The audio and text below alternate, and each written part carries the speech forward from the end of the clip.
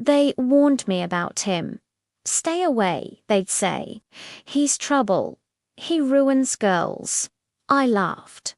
I always did, because I was the girl who followed the rules, the one who aced every exam and always had a 5-year plan.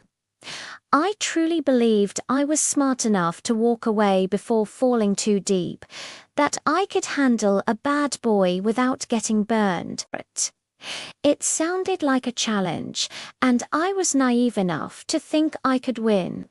His name was Liam Cross. He was the classic cliché wrapped in a leather jacket with a lazy, confident smile. His eyes were the kind that seemed to look right through you, like they already knew all your secrets before you even knew them yourself.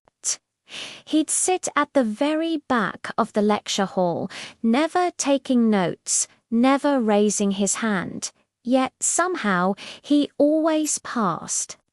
I noticed him on the very first day of college, and he noticed me noticing. That, right there, was my first mistake. It started small, almost invisibly. A glance across the crowded room that lasted just a second too long. A smirk that made my stomach flip.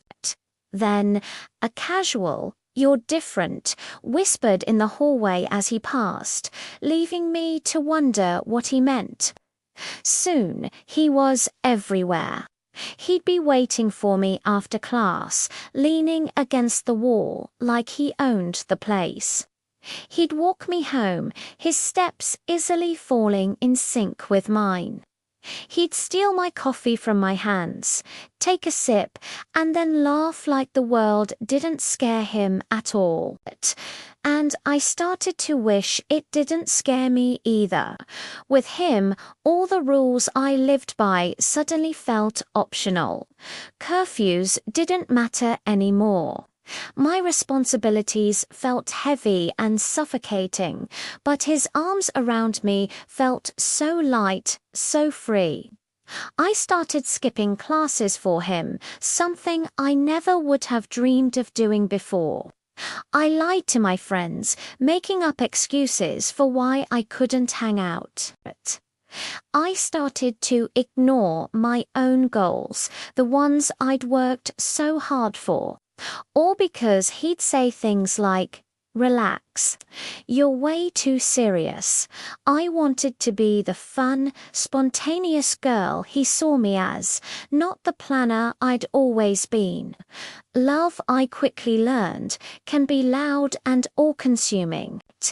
It's full of laughter and late-night adventures and feeling like you re the only two people in the world.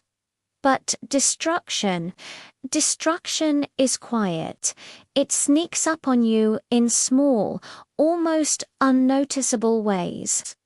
The first time he disappeared for 3 whole days without a word, I tore myself apart with worry.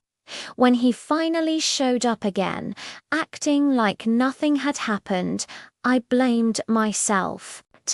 I must have been too clingy, too demanding.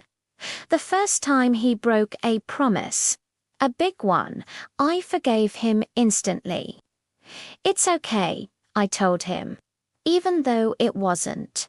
The night I cried alone in my dorm room while I knew he was out partying somewhere else, I told myself that love was supposed to hurt sometimes, that this was just a test of our connection.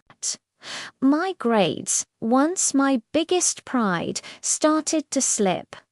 First AB, then AC. The confidence I'd always had began to crack and splinter. The girl I used to be, the one with clear ambitions and a bright future, was slowly vanishing. I didn't even recognize myself in the mirror anymore. I saw tired eyes and a forced smile, and then came the moment when I finally needed him the most. I was facing academic probation. My world was crumbling, and I reached out to him for support. He just looked at me, completely detached, and said the words that finally, brutally, ended everything. I never asked you to change for me. He was right. He hadn't held a gun to my head. He didn't ruin my college life in one big, dramatic moment. He ruined it in 1,000 tiny pieces every single time I chose him over myself. Every time I said yes to him and no to my own well-being. Walking away from him hurt more than anything I had ever experienced. It felt like tearing off a part of myself, but staying would have destroyed me completely. There would have been nothing left. Now, sometimes I see him across campus. He still has that same leather jacket, that same lazy smile.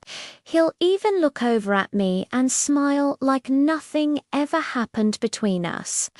But I don't look back anymore. I just keep walking. Because he was never my love story. He was my lesson. And that lesson taught me that the most important person to fight for is yourself. I graduated stronger, wiser, and more resilient than the girl he almost broke.